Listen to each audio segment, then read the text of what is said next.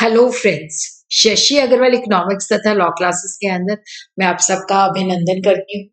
आज का जो हमारा सब्जेक्ट है वो है प्रारंभिक समष्टि अर्थशास्त्र और ये जो है रिवीजन सीरीज है। और यहाँ पे मैं आपके लिए आई हूँ बहुत ही महत्वपूर्ण एमसीक्यू बाइलिंगुअल के अंदर है, मतलब इंग्लिश के अंदर भी है और हिंदी के अंदर, दोनों इस वीडियो के अंदर है। तो अगर आपको मेरा ये प्रयास सही लगता है तो इस वीडियो को लाइक कीजिए, शेयर कीजिए तथा मेरे चैनल शशि अग्रवाल इकोनॉमिक्स तथा लॉ क्लासेस को सब्सक्राइब कीजिए। तो पहला जो एमसीक्यू है, if the value of average propensity to consume is APC is equal to 0.8, average propensity to consume 0.8, national income is rupees 4000 crore, then the value of the saving will be. तो यहाँ पे हमने बताना है कि अगर हमारी औसत उपभोग प्रवृत्ति, जिसको हम average propensity to consume English में कहते हैं, एपीसी 0.8 है और राष्ट्रीय आय हमारी 4000 करोड़ है, तो बचत का मूल्य क्या होगा? क्या वो 100 करोड़ होगी, क्या वो 200 करोड़ होगी, क्या वो 800 करोड़ होगी, क्या वो 500 करोड़ होगी? तो राइट ऑप्शन जो है दैट इज 800 करोड़, क्योंकि हमें पता है कि जो एवरेज प्रोपेंसिटी टू कंज्यूम और एवरेज प्रोपेंसिटी टू सेव जो है उसका जो टोटल है वो 1 के बराबर होता है। यहाँ पे हमें औसत उपभोग प्रवृत्ति दी हुई है 0.8, तो एपीएस जो है, क्योंकि naturally APC plus APS is equal to 1, तो एपीएस निकालने के लिए 1 में से हम जब 0.8 माइनस करेंगे तो वो 0.2 आ जाएगी। तो राष्ट्रीय आय हमारी 4000 है, तो यहाँ पे 4000 इंटू 0.2 के साथ जब हम मल्टीप्लाई करेंगे तो ये आ जाएगी 800 करोड़।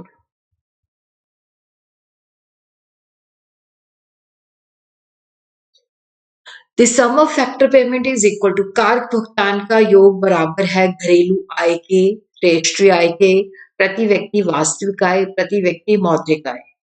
तो हमने बताना है कि जो कारक भुगतान का योग है वो किसके बराबर है, कि जो फैक्टर पेमेंट्स है इनको टोटल किया जाए तो किसके बराबर आएगा? डोमेस्टिक इनकम, घरेलू आय, नेशनल इनकम, राष्ट्रीय आय, पर कैपिटल रियल इनकम, प्रति व्यक्ति वास्तविक आय, पर कैपिटा नॉमिनल इनकम, प्रति व्यक्ति मौद्रिक आय। तो यहाँ पे ये आंसर जो है राष्ट्रीय आय के कारक भुगतान का योग जो बराबर है राष्ट्रीय आय, जिसको हम नेशनल इनकम भी इंग्लिश के अंदर कह सकते हैं। नेक्स्ट एमसीक्यू जो है, the difference between national income eight market price and national income eight factor cost. बाजार मूल्य पर राष्ट्रीय आय और कारक लागत पर राष्ट्रीय आय के बीच का अंतर क्या है? तो यहाँ पे हमें 4 ऑप्शंस दे रखे हैं। नेट इनडायरेक्ट टैक्स, शुद्ध अप्रत्यक्ष कर। B, net factor income from abroad, विदेशों से शुद्ध कारक आय। C, consumption of fixed capital, स्थिर पूंजी की खपत, जिसको हम डेप्रिसिएशन भी कह सकते हैं। मार्केट प्राइस, बाजार मूल्य। तो यहाँ पे जो राइट ऑप्शन है that is the net indirect tax, शुद्ध अप्रत्यक्ष कर, कि जब हम राष्ट्रीय आय को बाजार मूल्य पे और राष्ट्रीय आय को कारक लागत पे देखते हैं तो दोनों के अंदर जो डिफरेंस होता है वो शुद्ध अप्रत्यक्ष कर, नेट इनडायरेक्ट टैक्स होता है। वह दर जिसपे कमर्शियल बैंक अपनी लॉन्ग टर्म, वो दर जिसपे वाणिज्यिक बैंक अपनी दीर्घकालिक आवश्यकता को पूरा करने के लिए आरबीआई से उधार लेते हैं, उसे डैश के रूप में जाना जाता है। The rate at which commercial banks borrow from RBI to meet their long term requirement is known as.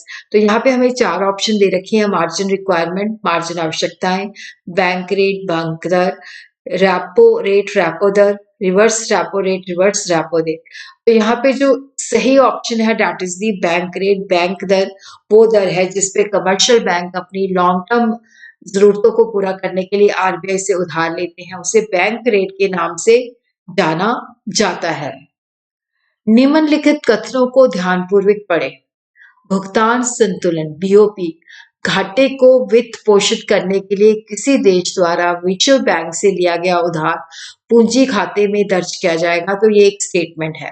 दूसरी स्टेटमेंट बताती है कि स्वयं लेन देन भुगतान संतुलन खाते की शर्तों से स्वतंत्र होते हैं। इंग्लिश के अंदर है borrowing by nation from the world bank to finance balance of payment deficit will be recorded on the capital account. Second statement जो है autonomous transactions are independent of the conditions of the balance of payment. और हमारे पास चार option है, statement 1 is true, statement 2 is false, statement 1 is false and statement 2 is true and both the statement are true, दोनों कथन सत्य है, both statement are false, दोनों कथन असत्य है। तो यहाँ पे जो ऑप्शन है वो है दोनों स्टेटमेंट जो है सही है, दोनों कथन जो है सत्य है। तो दोनों स्टेटमेंट जो है सही है, तो सी ऑप्शन जो है that is the right option. दिए गए उपभोग फलन C इज इक्वल टू 205 जो कि ऑटोनॉमस कंजम्पशन है, प्लस 0.9 y के लिए निवेश गुणक का मान। तो यहाँ पे हमने इन्वेस्टमेंट मल्टीप्लायर बताना है, हमें कंजम्पशन फंक्शन दे रखा है C is equal to 205 plus 0.9 y। The value of the investment multiplier हमें बतानी है, क्या ये 0.09 है, क्या ये 10 है, या ये 0.9 है, या ये 9 है। तो यहाँ पे हमारी जो ऑप्शन है वो है 10, क्योंकि यहाँ पे जो हमारी ऑप्शन है वो है 10, क्योंकि k is equal to investment multiplier जो है that is equal to 1 divided by 1 minus marginal propensity to consume सीमांत 1 माइनस सीमांत उपभोग प्रवृत्ति। और यहाँ पे एमपीसी सीमांत उपभोग प्रवृत्ति हमें दी हुई है 0.9। तो हमने इन्वेस्टमेंट मल्टीप्लायर के अंदर जो जो चीजें हमें दी हुई है वो डाल देनी है। k is equal to 1 divided by 1.9, तो ये आ जाती है 1 डिवाइडेड बाय 0.10, तो 100 ऊपर चला जाएगा तो 10 से डिवाइड हो जाएगा तो 10। तो यहाँ पे हमारी जो इन्वेस्टमेंट मल्टीप्लायर की वैल्यू है वो है 10। तो यहाँ पे read the following statement assertion and reason. तो यहाँ पे हमने करेक्ट ऑल्टरनेटिव चूज करना है। असर्शन ए कहती है before reaching the break even level of income value of average propensity to consume is greater than 1। Reason जो है वो कहता है कि एवरेज प्रोपेंसिटी टू कंज्यूम जो है that is the ratio of total consumption and total. यहाँ पे हम देखते हैं, read the following statement, assertion and reason, choose the correct alternative given below. Assertion A, before reaching the break-even level of income, the value of the APC is greater than 1. The average propensity to consume is the ratio of total consumption and total income. तो हमारे पास चार option दी हुई हैं, both assertion A and reason are true. Reason R जो है that is the correct explanation of A. Both assertion A and reason are true, but reason R जो है उसकी सही explanation नहीं है. Assertion is true but reason is false. Assertion is false but reason R is true. Hindi के अंदर हम पढ़ते हैं कि निम्नलिखित कथनों को पढ़ो।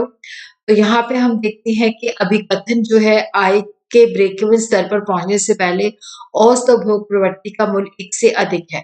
कारण औसत उपभोग प्रवृत्ति कुल आय का अनुपात है।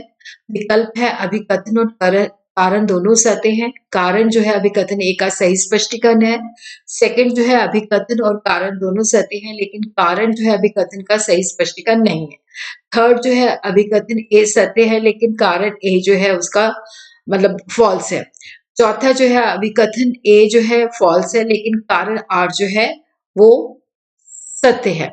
तो यहाँ पे हम देखते हैं कि दोनों ए एंड आर जो है ट्रू है। आर जो है that is the correct explanation of the assertion A, क्योंकि यहाँ पे ब्रेक इवन से पहले क्योंकि हमारा जो खर्चा होता है वो ज्यादा होता है इनकम से, तो इसलिए एपीसी जो होता है दैट इज ग्रेटर देन 1 और एपीसी जो है that is the ratio of the total consumption and total income.